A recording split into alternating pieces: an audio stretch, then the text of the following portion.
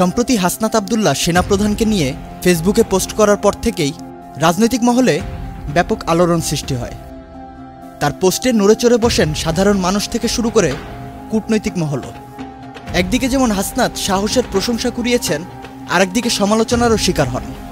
কিন্তু বিপত্তি বাধে সার্জিসের ফেসবুক পোস্টে। এসব নিয়ে বিস্তারিত জানার আগে চলুন দেখে আসি হাসনাতের পোস্টে কি ছিল।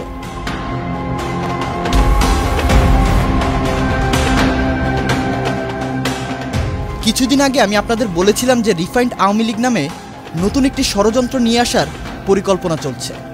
এই পরিকল্পনা পুরোপুরি ভারতের। সাবের হোসেন চৌধুরী, শিরিন শারমিন, তাপসকে সামনে রেখে এই পরিকল্পনা সাজানো হচ্ছে।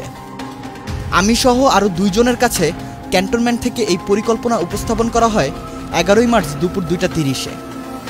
আমাদেরকে প্রস্তাব দেওয়া হয় আসন সমঝোতার বিনিময়ে আমরা যেন এই প্রস্তাব মেনে নেই।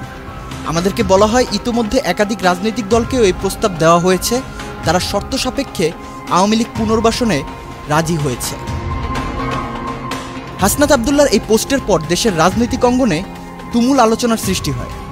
তার প্রেক্ষিতে 22 মার্চ নেত্র নিউজকে এক বিবৃতি দেয় সেনা সদর জানায় সেনানিবাসে খোদ সেনাপ্রধান ওয়াকারুজ্জামানের সঙ্গেই 11 মার্চ ওই বৈঠকটি হয়েছিল।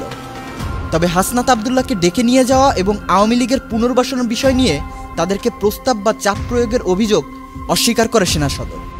বরং হাসনাত আব্দুল্লাহ ও তার দলের আরেক মুখ্য সমন্বয়ক সার্জিস আলমের আগ্রহেই ওই বৈঠকটি হয়েছিল বলে বিবৃতিতে উল্লেখ করা হয়।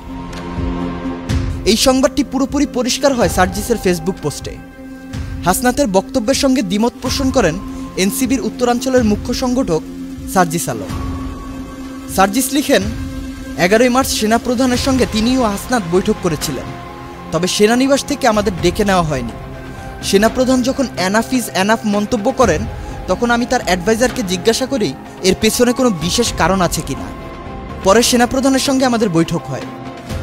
সার্জিস বলেন, হাসনাত সেনাপ্রধানের বক্তব্যকে প্রস্তাব হিসেবে দেখলেও তিনি একে অভিমত প্রকাশ হিসেবে দেখছেন। তার ভাষায় সেদিন সেনাপ্রধান স্ট্রেট ফরওয়ার্ড ছিলেন, কিন্তু আলোচনা এতটা এক্সট্রিম ছিল না যতটা হাসনাতের ফেসবুক পোস্টে উঠে এসেছে। তিনি আরও বলেন, রিফাইন্ড আওয়ামী লীগ গঠনের বিষয়ে কোনো চাপ দেওয়া হয়নি, বরং সেনাপ্রধান ভবিষ্যতে দেশের রাজনৈতিক পরিস্থিতির স্থিতিশীলতা নিয়ে তার দৃষ্টিভঙ্গি প্রকাশ করেছিলেন। সার্জিস আরও লিখেন, আমি হাসনাত না ওয়াকার ন্যারেটিভটি প্রত্যাশা করিনি। সেনাবাহিনীর সঙ্গে রাজনৈতিক দলগুলোর সম্পর্ক মুখোমুখি দাঁড় করানো কখনোই যৌক্তিক নয়।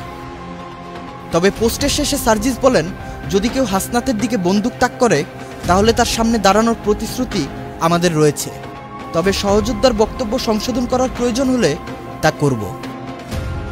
গত কয়েকদিন ধরেই হাসনাত আব্দুল্লাহ ও সেনাপ্রধান জেনারেল ওয়াকারুজ্জামান নিয়ে রাজনৈতিক অঙ্গনে তুমুল আলোচনা চলছে। এখন সার্জিস আলমের পোস্ট রাজনৈতিক অঙ্গনের কোন দিকে মোড় নেয় সেটাই এখন দেখার বিষয়।